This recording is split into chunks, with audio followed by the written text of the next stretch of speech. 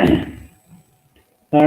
بالله من الشيطان الرجيم بسم الله الرحمن الرحيم تبت يدا أبي لهب وتب ما أغنى عنه ماله وما كسب سيصلى نارا ذات لهب وامرأته حمالة الحطب في جيدها حبل من مسد رب اشرح لي صدري ويسر لي أمري واحلل عقدة من لساني يفقهوا قولي. Inshallah, this week we'll begin the Tafseer, the commentary on Surah Lahab. Now, in the time of Rasulullah, before we go into detail of the commentary of this surah, at the time of Rasulullah sallallahu alayhi wasallam, there were many enemies of Islam and there were many enemies of Rasulullah sallallahu alayhi wasallam. But from the entire Quran, there is only one surah dedicated to an enemy of Islam, Surah Lahab. The entire surah has been dedicated to one individual, one enemy of Islam. Allah subhanahu wa ta'ala reveals an entire verse cursing one individual. Even though there were many other non-believers that harbored great animosity, great hatred for Rasulullah sallallahu alaihi wasallam and the deen of Allah, and they used to ascribe partners unto Allah. But one surah in particular has been dedicated to curse this one individual. So let's take a look, who was this individual? And as to the reasons why Allah subhanahu wa ta'ala has dedicated an entire verse, entire chapter of the Quran to curse this one individual. This person was Abu Lahab. And this person, he was very famous. He was one of the most famous people in his time. He came from he was very wealthy, and politically he was very influential as well. He was also very good looking. And from this he earned this. Abu Lahab is not his actual name, but it was a title given to him. His actual name was Abdul Uzza, and this title was given to him. This was his kunya, Abu Lahab. Now Lahab kind of means like a spark, red flame. So, and Abu means father. So Abu doesn't always necessarily mean father of something. But when you are associated with a particular thing, then you can use this. Abu can be brought forth, and you can have the title Abu. So hence he was given the title Abu Lahab because of his reddish complexion, and he used to be very good looking. So hence he was given the title Abu Lahab. Other examples of the word Abu is used not in the meaning, literally in the meaning of father, but being associated with something. Once Nabi sallallahu alayhi wa sallam, he went to Hazrat Ali radiallahu anhu, and he was lying down, covered in dust. So Nabi sallallahu alayhi wa sallam called unto him, Ya Abat Turab, O father of, literally translated, father of dust, but because he was covered in dust, Nabi sallallahu alayhi wa sallam called him Abu Turab. Another famous Sahabi we hear about time and time again, Abu Hurairah radiallahu anhu. This is not his name, but he received this title because he used to keep a cat. He was very fond of this cat all the time. Hence he was given the title Abu Hurairah. So he was also very good looking, and all these things granted him power. He was kind of a celebrity of his time. Not only this, and at the time, in the Arabs, their lineage was very looked upon. The person came from a good lineage, he was very respected. So in the time of Rasulullah sallallahu alaihi wasallam, in the Arabian Peninsula, there were two very famous tribes, two main tribes, the Hashmi tribe and the Umayyad tribe. And even his lineage was of a very noble lineage. He was the grandson of Hashim from the Hashmi tribe, and his wife also, which she is also mentioned in the surah, she was the granddaughter of the Umayyad tribe. So both these were, you could say, power couple. Both were very influential, and they would brag as well. Whatever they said went. So this was a very powerful, very influential person. And now take a look at exactly some of the things as to why what he done, or some of the things that he used to do, and as to why Allah subhanahu wa ta'ala cursed this individual. Number one, he was a mushrik. He used to ascribe partners unto Allah. He never brought faith in Allah subhanahu wa ta'ala. This alone is a very major sin. A person, he dies as a mushrik, a non-believer, he has been cursed by Allah, and he will enter into the hellfire. Number two, not only was he a mushrik, but he was an enemy, open enemy of Allah and His Rasul sallallahu alayhi wasallam. And not only was he just an enemy, but time and time again he would show his animosity, he would show his hatred. Whenever he found a chance, he would show his animosity to Rasulullah sallallahu alaihi wasallam. Another thing, his character was very, very bad to Rasulullah sallallahu alaihi wasallam. Comes in the seerah that he was the neighbor of Rasulullah sallallahu alaihi wasallam, and at the times the houses they would have walls between them, but they never had proper roofing. So every time Rasulullah sallallahu alaihi wasallam would be at home, he was in a ibadah or he was doing anything. Whenever Abu Lahab would find a chance, he would throw rubbish. He would try to disturb Rasulullah sallallahu alaihi wasallam over the wall, and Nabi sallallahu alaihi wasallam would cry out as well sometimes, and he would say, "Is this the right of the neighbor?" So even the Arabs had some dignity at the time; they would respect their neighbors, but he did not even care for this, and he would leave no stone unturned in trying to harm Rasulullah sallallahu alaihi wasallam. And from another side, he was also, even despite Abu Lahab was the uncle of Rasulullah sallallahu alaihi wasallam, so he was from his own family. And with own family, you generally show more care and affection. Not only was he the uncle, but he was also the father-in-law of the daughters of Rasulullah sallallahu alaihi wasallam. Before Nabi sallallahu alaihi wasallam began to propagate and deliver the message of Allah, two of the daughters of Rasulullah sallallahu alaihi wasallam were married to the two sons of Abu Lahab, Utbah and Utaybah. But when Rasulullah sallallahu alaihi wasallam began propagating and calling to the oneness of Allah, Abu Lahab and his wife instructed their sons to divorce the daughters of Rasulullah sallallahu alaihi wasallam. So both the sons, they divorced the daughters of Rasulullah sallallahu alaihi wasallam, and not only this, one of them he came and spat in front of Rasulullah sallallahu alaihi wasallam.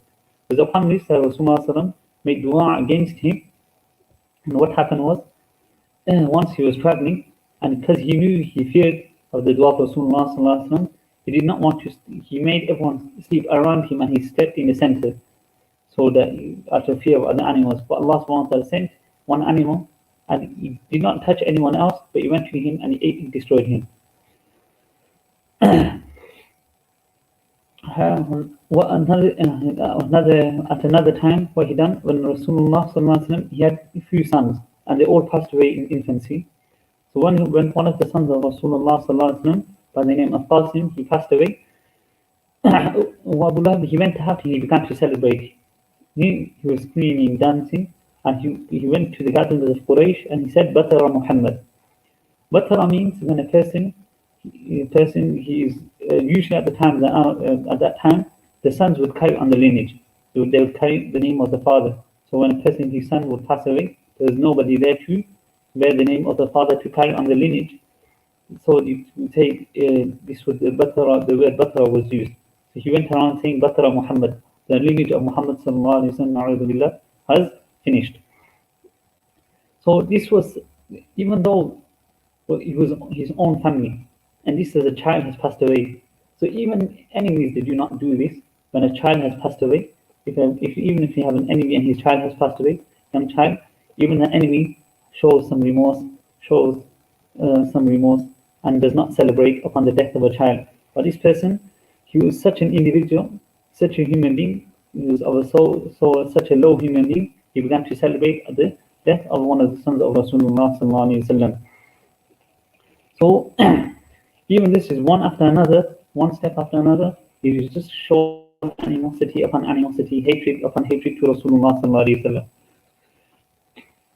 On another occasion, when Rasulullah sallallahu alaihi wasallam began inviting, so he invited all the leaders of the Quraysh, and he invited his family, and he done the ikram, and he gathered them for food, and they ate. But the first time they ate, the guests, the people, they were very rowdy. They did not allow Rasulullah sallallahu alaihi wasallam, they did not give him the opportunity to speak and invite them. So the second time Rasulullah sallallahu alaihi wasallam, he invites them, he said, Hasan Ali radiallahu anhu, this time they think that, the first time we never listened properly. At least this time we should listen, and we should listen to what he has to say. So Rasulullah invites them to the deen of Allah subhanahu wa ta'ala, and all the other leaders are listening. Upon this, Abu Lahab, he says, Tabban li hadha ad-deen, destruction to this deen. Why should I submit to, before this he asked, if I accept this deen, what will I gain? What will I have? So Nabi sallallahu alaihi wasallam, he says to him, you'll enjoy, or you'll have what everyone else has, the same way as all the believers. and you will enter into paradise like the rest of the believers. So he's upon this, he says, Tabban li hadha ad-deen. Destruction, woe to this deen. And the reason for this was Tabban an akuna ana wa ha'ula'i sawa'un fi. That what destruction, woe to this, that me and these leaders, we should be equal in status in this deen. So the reason was even he used to think himself superior to even the leaders of the Quraysh, and this is his reason. This was his reason for rejecting. So upon this one occasion, he's used the word tabban li hadha ad-deen.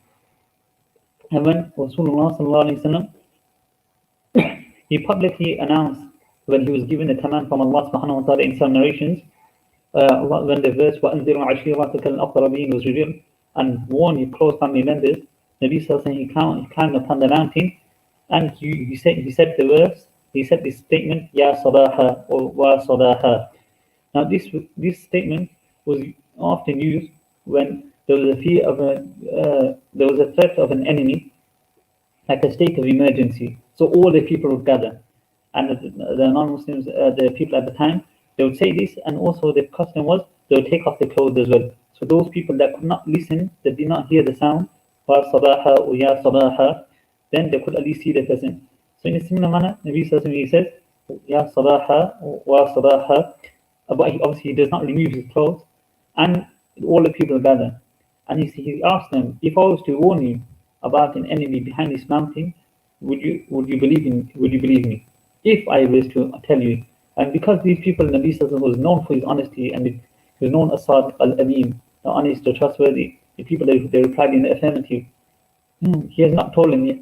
But then Nabi Sallallahu Alaihi Wasallam, he begins to warn them about the day of Yawm al-Qiyamah, and he invites them to the oneness of Allah subhanahu wa ta'ala. So upon this occasion, Abu Lahab, he steps forward and he says, Tabban, woe to you, destruction to you, may you die a very painful and slow death. We'll come to this word, what this word tab actually means. لهذا جمعتنا, have you gathered us for this reason? So twice, so we found so far, Abu Lahab has used this word twice. Tabban li hadha ad-deen, against the deen, and tabban against Rasulullah sallallahu alaihi wasallam. So in the same manner, Allah subhanahu wa ta'ala, he uses this word tabbat yada abi lahabin wa tab, may the hands of Abu Lahab be shattered, destroyed, and may he be destroyed. So Allah subhanahu wa ta'ala also uses the word tab twice. Now what does the word tab exactly mean? Tab is when you say tab, the root word for this is tabab. So when something deteriorates or breaks down slowly, then this is tabab. If something which was to perish just suddenly, if a person was to die in an accident, then you say, then for the word for this is halal. But when something gradually breaks down or gradually over time, then this is tabab. So may Abu Lahab slowly die a very painful death. So Abu Lahab was such, even after this verse, Allah subhanahu wa ta'ala, he's been cursed by Allah subhanahu wa ta'ala.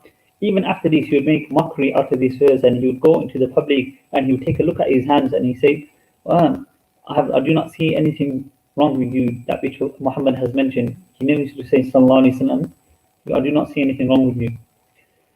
So this was just a bit of background from about Abu Lahab. When we take a look at the first verse, tab, like I just mentioned, it means that to slowly break down and to slowly be destroyed.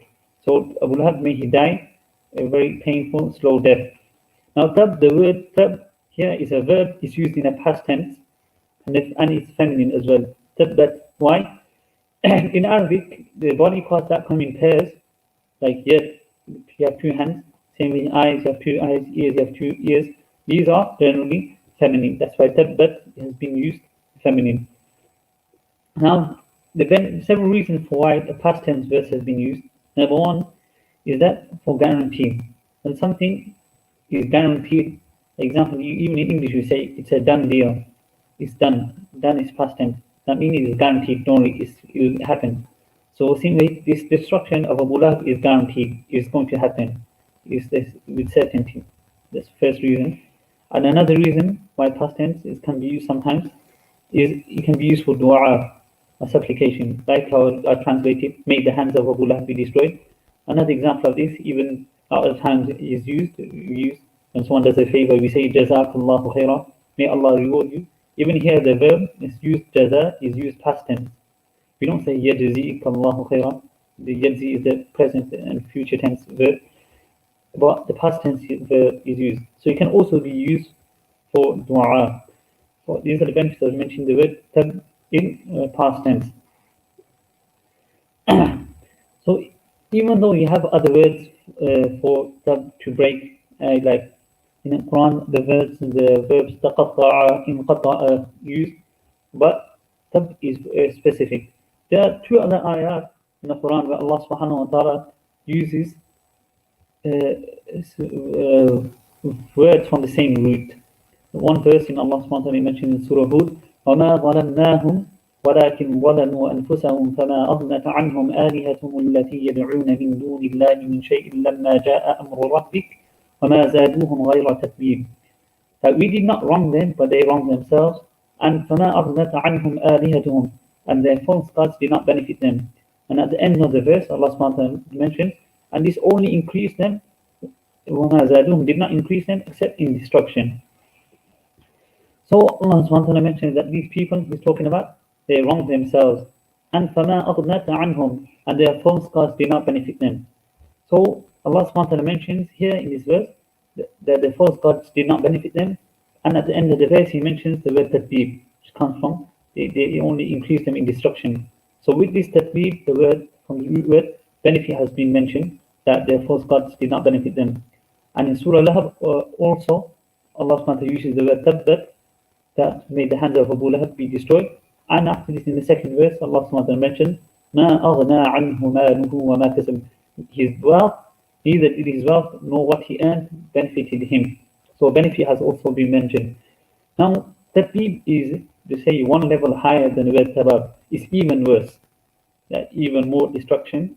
So why there the false gods have been mentioned? So obviously the word tatbeeb has been used.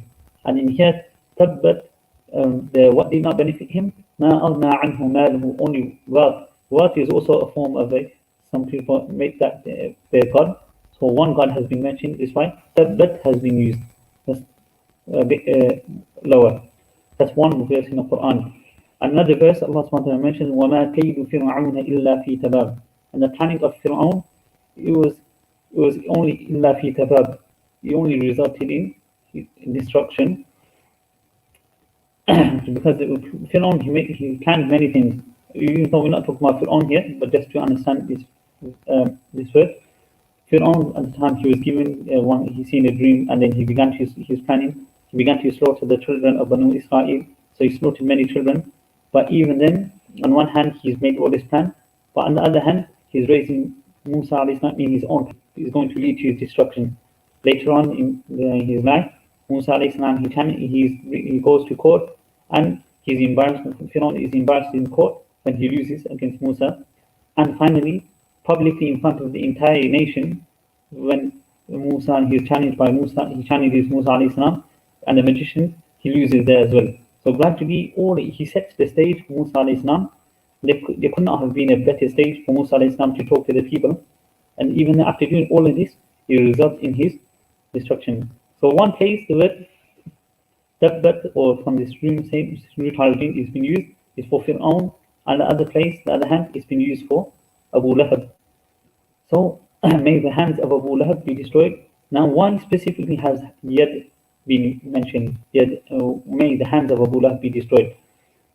One reason for this is most of the things that we do are done with our hands. So, Allah is trying to say, whatever Abu Lahab he does, whatever he will do, will amount to destruction, and it will eventually not benefit him at all. And that's one. And sometimes in Arabic, when you mention a part, it refers to the entire person. So the hands have been mentioned, but it is referring to Abu Lahab himself. So may Abu Lahab be destroyed, and may he be destroyed. Okay, well, how exactly he will be destroyed, inshallah, we'll continue talking about next week. So may Allah subhanahu wa ta'ala give us the ability to understand and take lessons from this surah.